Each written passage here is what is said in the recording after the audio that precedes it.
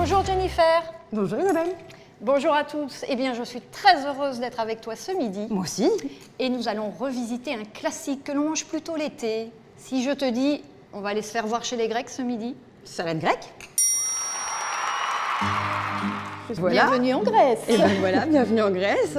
Et toi aussi, tu le veux un peu là? Regarde. Regarde comme tu es. Et ben voilà, on est parti en Grèce.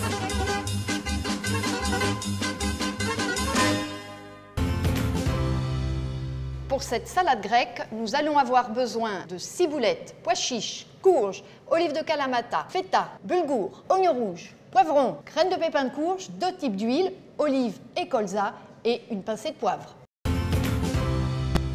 Donc on va commencer par couper la courge en petits cubes. Est-ce que je peux te demander pourquoi la courge? Qu'est-ce que ça remplace et qu'est-ce que ça apporte? Alors qu'est-ce que tu as d'habitude dans la salade grecque? Concombre, tomate. Exactement, c'est plus du tout la saison. Donc je te propose d'utiliser de la courge qui, cuite, va apporter quand même de l'eau. Puisque je vois que tu es très douée, finalement c'est pas mal de te faire cuisiner et de rien faire. Je vais te laisser préparer la feta. Alors c'est parti, 50 grammes tu as dit, donc 100 grammes pour nous deux. Moi pendant ce temps-là, je vais ciseler de la ciboulette, qui est une petite herbe qui va apporter un petit peu de fraîcheur, de couleur verte aussi. Il me semble que tu es quelqu'un qui aime plutôt manger des salades, plutôt des choses naturelles. Alors oui, j'aime bien cuisiner, effectivement, et je fais en sorte que dans mes recettes ou dans mes plats, on soit sur des produits les plus naturels possibles. Et puis voilà, ma spécialité, c'est les petits déjeuners, les lunchs, donc salade du midi, c'est parfait. Alors là, je l'ai revisité en plat complet, parce qu'on peut manger des salades l'hiver. Une salade, ça peut être un plat complet l'hiver, à condition qu'il y ait de tout. Donc je te propose de mettre de la courge dans les 2 assiettes. Donc moi, je vais rajouter un petit peu de Feta. Autrement dit du calcium ou des protéines. Et puis du bon goût surtout. Et du sel. Et ben voilà. À côté de moi, je ne sais pas si tu as vu, j'ai des olives de Kalamata. Pourquoi de Kalamata?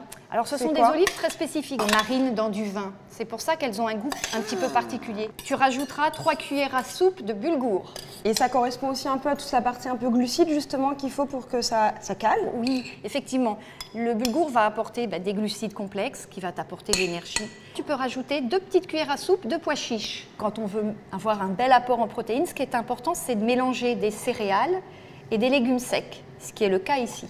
Alors, on n'a pas terminé, il nous faut un petit peu d'oignon rouge, typique de la salade grecque, donc ça on ne l'a pas enlevé. Le petit poivron rouge entier, ça nous apporte toute la vitamine C pour la journée, à condition qu'il soit cru.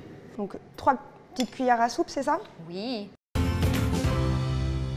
Je te propose de rajouter l'huile. Alors l'huile, c'est 2 cuillères à soupe d'huile par personne. De l'huile d'olive classique de la salade grecque. De l'huile de colza, qui va t'apporter des oméga 3.